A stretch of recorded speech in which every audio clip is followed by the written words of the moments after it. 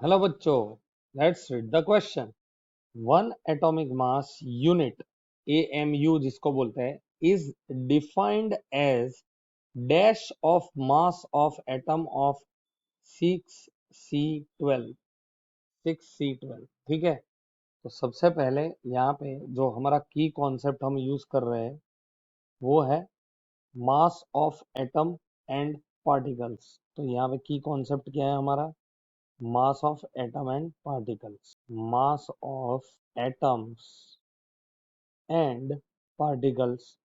तो बच्चों सबसे पहले यहाँ पे ये समझना है कि एक स्टैंडर्ड डेवलप किया गया जिसे बोलते हैं हम एटॉमिक मास यूनिट, ठीक है।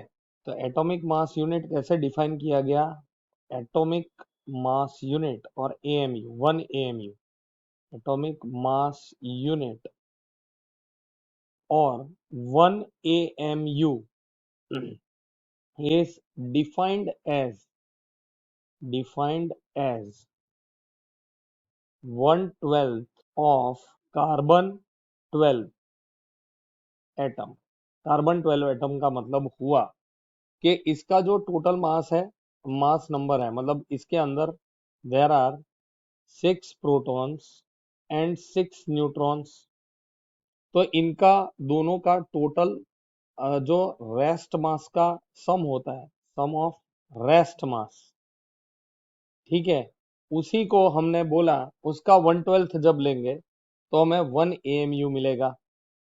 इसीलिए हम इसको ये फॉर्म में भी लिख सकते हैं, देखो 1U और AMU is defined as 1/12 of the mass of 1 6C12 atom, जो कि ये होता है ऑलमोस्ट 12U, इसकी वजह से ये आता है 1U, ठीक है। तो यही हमारा होगा यहाँ पे 1/12 यानी 1/12।